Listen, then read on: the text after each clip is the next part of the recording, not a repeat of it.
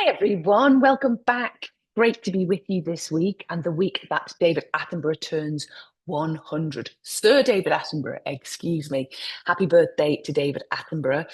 I looked into this because, of course, David Attenborough is an icon of the natural world, environmentalist extraordinaire, the godfather of environmentalism, etc. So, of course, I'm trying to find a sport angle. Now, it was his brother, Lord Richard Attenborough, who was the lifelong Chelsea Football Club fan.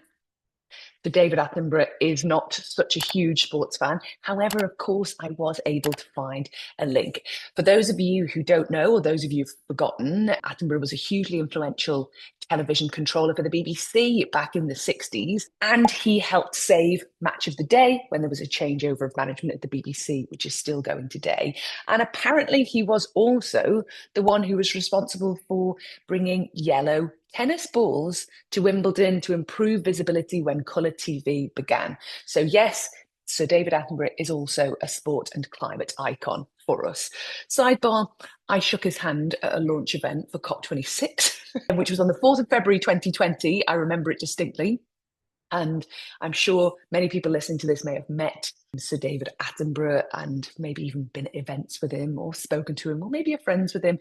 Me shaking his hand 6 years ago was such a highlight at that launch event of COP. So always thinking about that, and huge happy birthday to an absolute icon turning 100 this week.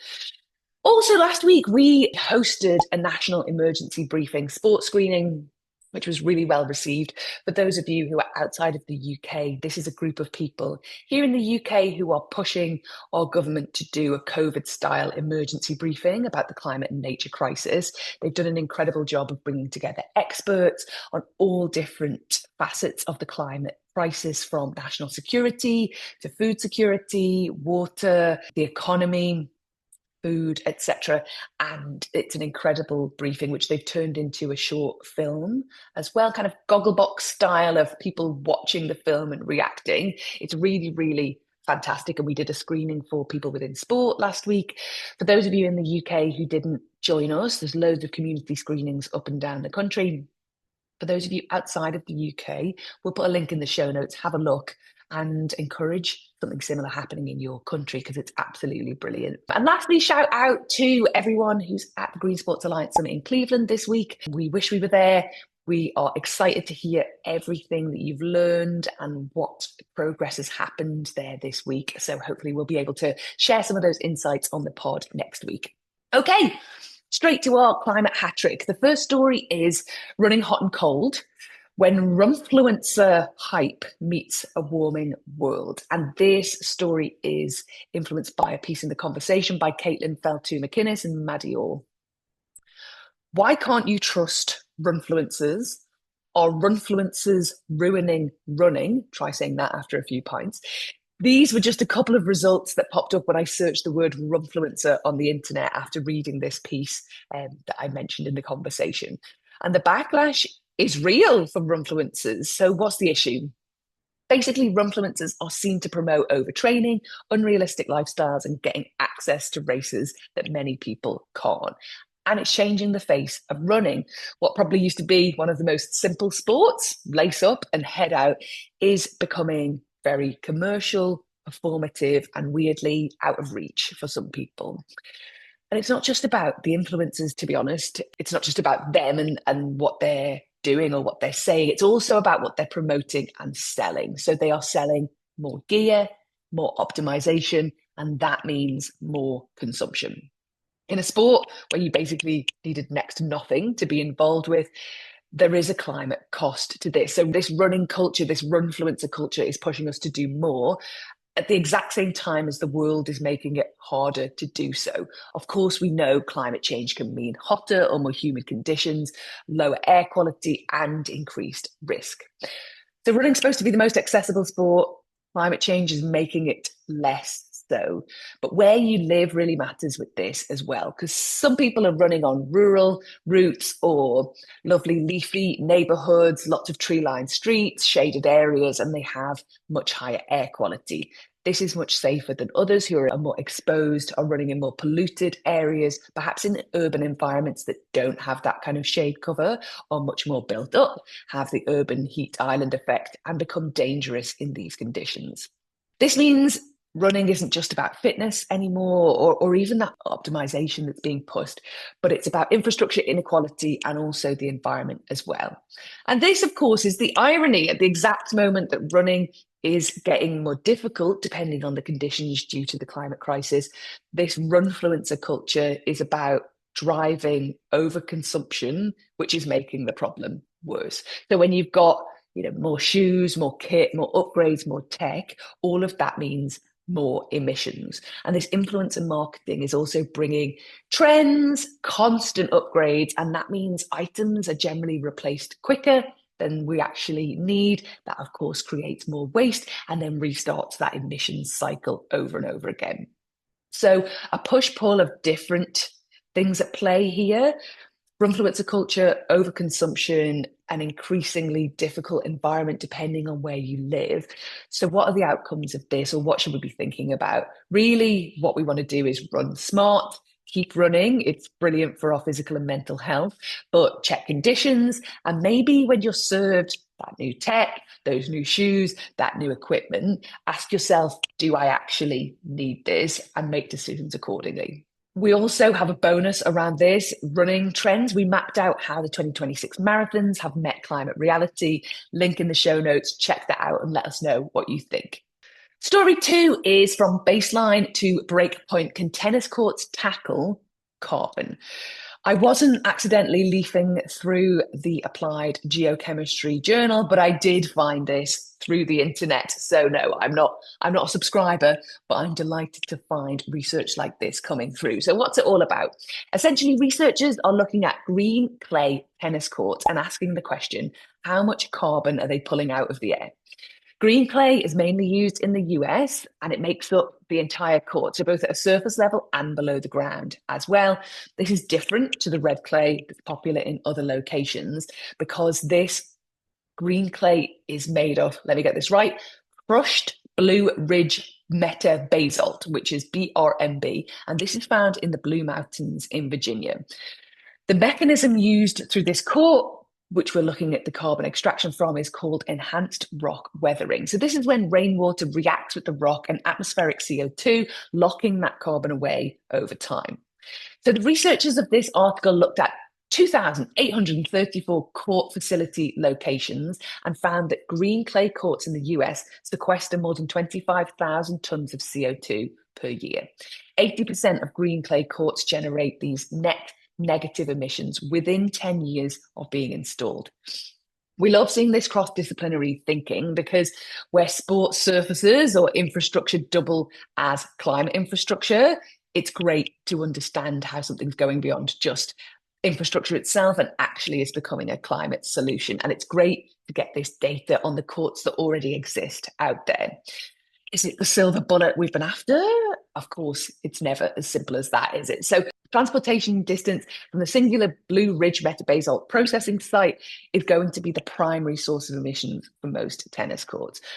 They've compared it to hard courts in terms of carbon, but of course, there are other environmental factors we need to think about for these green clay courts as well. When you look at the brand that mainly sells them, they recommend they're watered twice a day, once overnight and once in the middle of the day as well, which of course raises environmental questions, especially for water-stressed regions. Not questions that are insurmountable. This could be countered by areas that have rainwater harvesting or collection or use recycled water, but still an environmental overlay, let's say, in addition to just the carbon sequestering that we're talking about. But what we love about the idea here is that data is being surfaced to show the benefits of how places we build and how the places we build and play on go beyond infrastructure and contribute to climate solutions in some way. Not every single court is going to be a climate sink, but for tennis courts that already have these green clay there, Now you might realize that you're sequestering more carbon than you had previously thought. So go team on that if you've got a green clay court or are considering one. Story 3 is the World Cup travel crunch. Bad for business, but better for the planet. Okay, a new report from the American Hotel and Lodging Association has just dropped.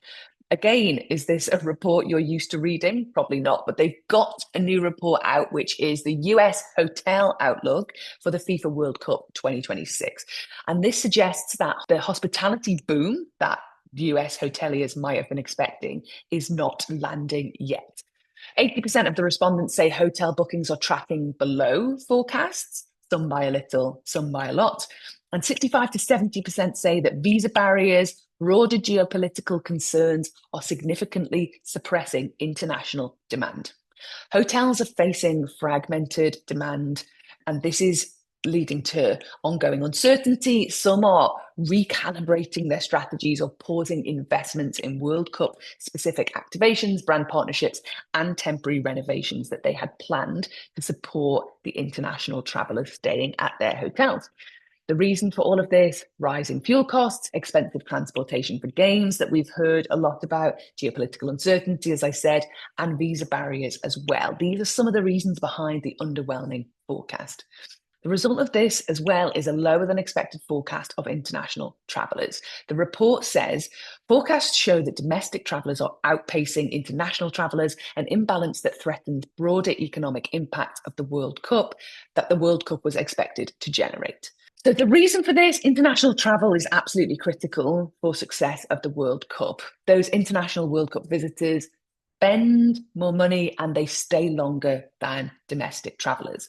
The report says international travellers are expected to spend $5,048 per person, about 1.7 times more than typical international visitors to the US. A third of them will also stay longer for 2 weeks and they'll travel to multiple cities. And that, of course, broadly is really good for the economies. Domestic World Cup travellers still spend about £4,794 per person, which is only $250 less than the international travellers, but they cluster around matches. They have shorter game-focused itineraries, so you haven't got that broader economic win. A potential unintended consequence of this trend is something we've been talking about in the climate conversation around mega sports events for as long as I can remember. The biggest emissions from mega sports events come from fan travel. So this unintended consequence from the geopolitical landscape of reduced international travellers, a trend that we're seeing so far, will reduce emissions from transport.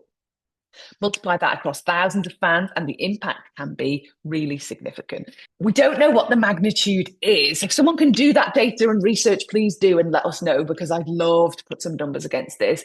But it's very difficult to say in this conversation because obviously the FIFA Men's World Cup is taking place over such a large geographic area that what's considered as a domestic traveller in the US, say someone going from Los Angeles to New York for a game, is still nearly 4,000 kilometres. So, of course, international travellers will be coming further than that. But what the difference is, we can't be exactly sure. It might be smaller than we think compared to other tournaments, but probably will still end up being pretty substantial. With 2 months to go, this trend could, of course, still shift. But if it holds, it points to something bigger. The same factors that are slowing global travel, the cost, the geopolitics, the friction, the visas, may also quietly be reducing the climate impact of the FIFA Men's World Cup 2026.